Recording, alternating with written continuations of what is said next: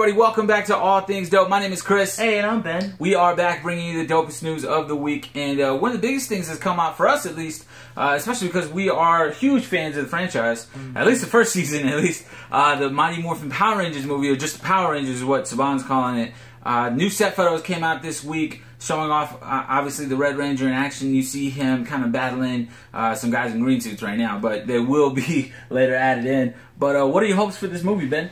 I hope they do it good. I want to see a Pacific Rim. Yeah. Like the suit, right? Kind of remind me of that. Right. I agree. Yeah. And I hope they do it well because I am a big Power Rangers fan. Of course, the original. Right. But even the later series that came out with the Dino, right? The time traveling one, right? I mean, so those are cool too. So, right. And I would like to see those maybe in future films. Yeah, definitely, cool. Man. It's one of those things where it has all of the necessities. Like it has super dope kung fu. It has a Pacific Rim type feel where they fight kaijus. You know, big old giant mech suits, big old mech robots. Like, if you can just up that ante, because Pacific Rim is an amazing movie. It has that feel of like a Power Rangers, right? Yeah. Like the way that their suits are looking and the way that they, jumped in there. They're inside the suit, basically. They're inside the robot and they're doing work. So I would love to see something like that happen as far as like a Power Rangers movie. But I really think I got big hopes for this movie, man. I really hope that they do it justice, please God.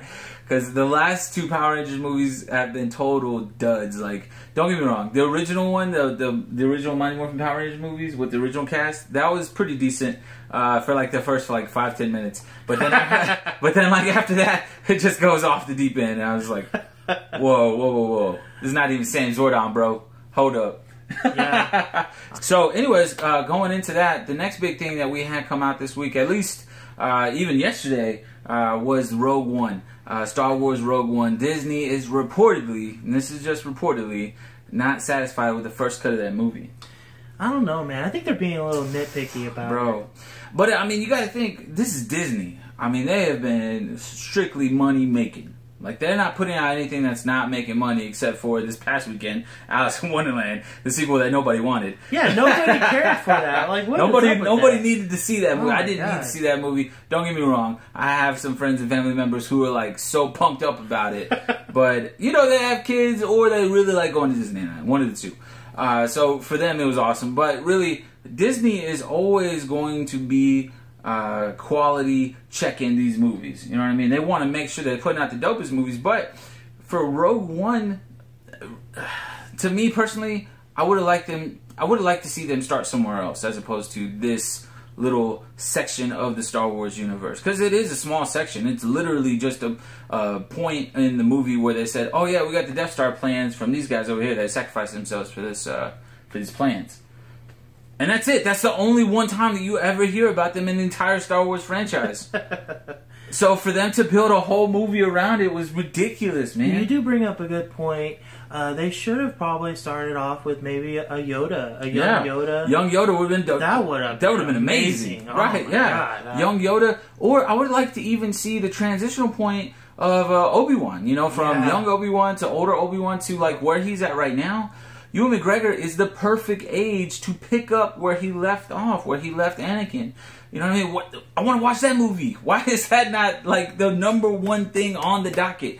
It makes no sense at all. They're saving it. They're building up. Yeah, I get that they want to build it up, but really, that's not the way, for me personally, to kick off these anthology stories.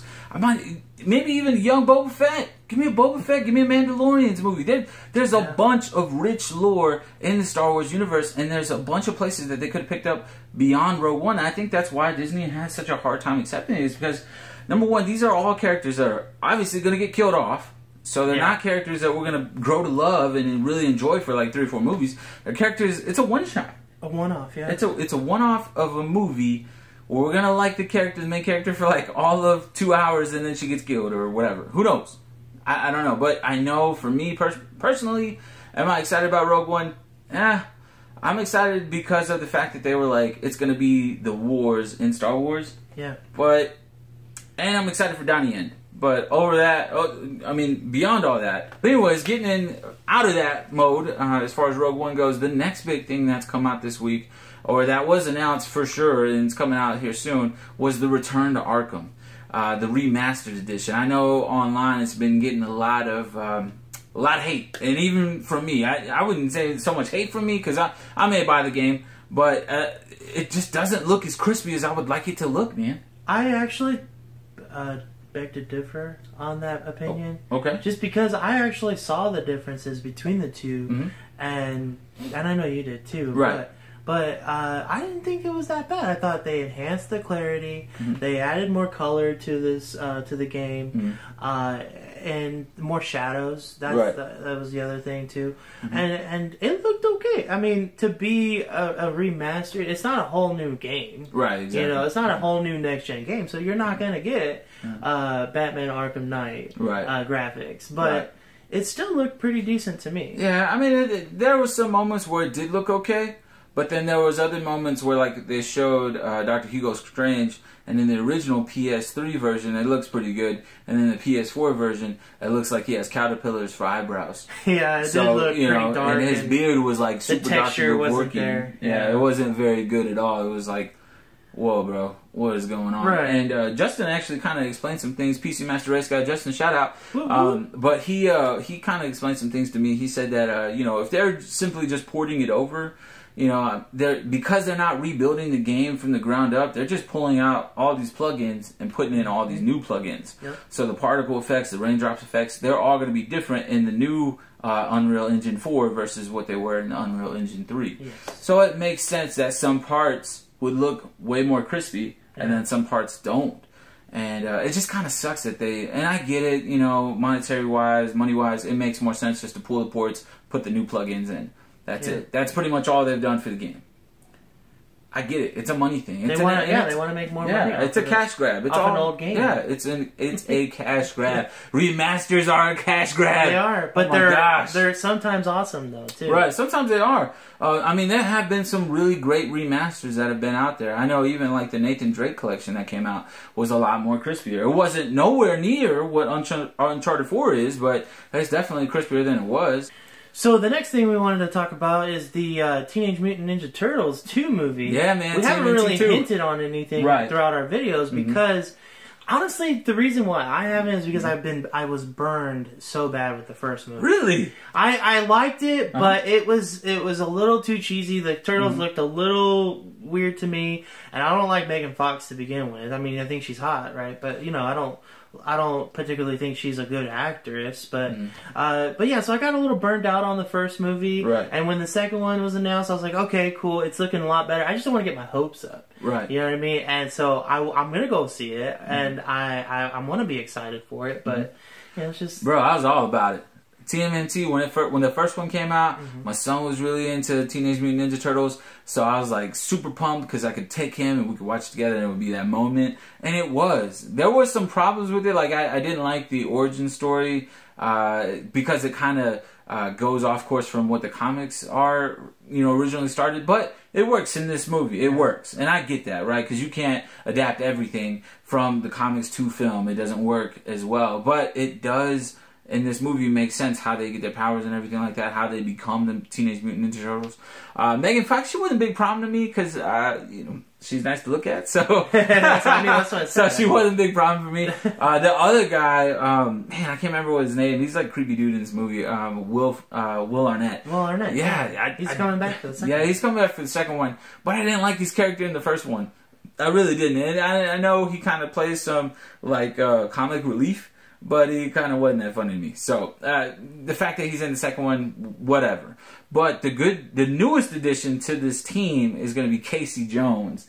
And I am super excited to see some Casey Jones action, especially because it's the Green Arrow. It's Stephen Amell. He is super dope as a person. I've got to meet him. And, man, I'm excited that he's in this movie, not only for his career, but also just because of the movie. I mean, who doesn't like some Casey Jones? Hockey mask, hockey stick, kung fu. It's awesome. You know what I mean? We want to watch some really cool action scenes, and to be able to see a regular human be able to be in this world with them, that's kind of exciting to me. So anyways, guys, the next thing that we had to talk about, and this is actually a big subject for me and Ben, but the PlayStation Neo has reportedly been designed to specifically work with VR, which shouldn't be coming as a big surprise, but what is a big surprise is the fact that they said that the VR is essentially going to run like dirt on the PS4 version that's out right now. Yeah, there are a lot of reports out there saying that the PlayStation VR is looking awful on the PlayStation 4. Right. And that's disheartening because it is disheartening. There are so many people out there that had purchased the PlayStation 4 not too long ago. 40 million users. Yeah, and now they've got this new equipment they want to use, they want to be a part of,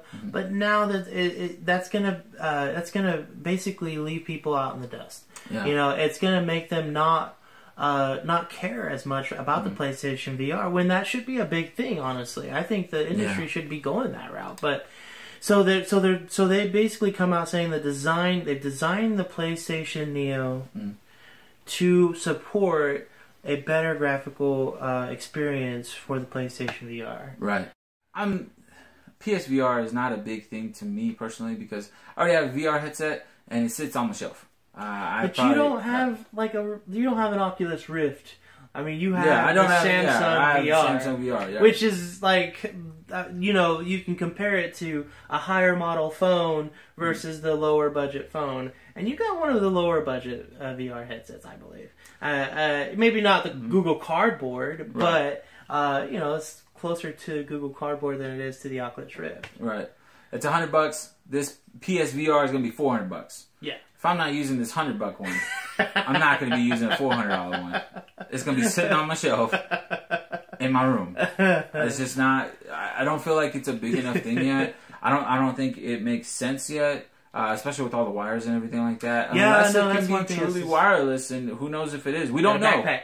Get a backpack. Right. Get a backpack. Right. And that's the thing, right? But personally, when I put on the VR, even though it's pretty lightweight, it's still it throws you off a bit because the weight is all on the bridge of your nose, and it throws you off from the experience. So for me personally, this PSVR is not a big thing. What is a big thing is going to be the 4K, which is also what the Xbox Scorpio is going to be running towards, which is Sony's mistake for announcing it first before actually making anything.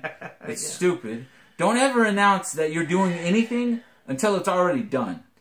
Yeah, because then that's the key to success, my man. Your competitor is just going to try to one-up you. Exactly. And that's exactly what happened with it. Exactly. But Xbox has something that they have to prove. Right. And they do. They do. They've lost out in this console war so far. They have.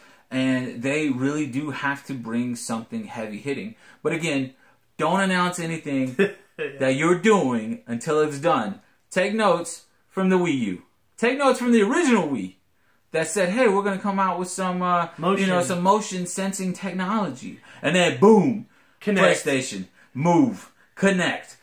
Bro, for real? Yeah. And it's something that's jacked up. I mean, as a competitor, if my competitor came out and said, hey, I'm doing this, now I got to up the ante. Yep. And that's what Xbox is doing. But competition drives the market. PlayStation, step your game up. Yeah. Xbox, we'll see what you got to bring. But anyways, guys, that's going to wrap up our show today. Thank you so much for tuning in. Let us know what you think. I mean, drop a comment at the bottom about, the Teenage Mutant Ninja Turtles 2 movie. Right. What do you think about the Rogue One and the issues that Disney's causing and saying that they don't like where the movie's going, the first cut. Right. And then also, what are your thoughts about E3, if you got any thoughts anyway. Right. That'll probably be something we're going to hint on our next video. But as always, if you liked anything in this video, go ahead and drop a like. Drop that like. And subscribe for weekly videos. Thank you very much. We out. Peace.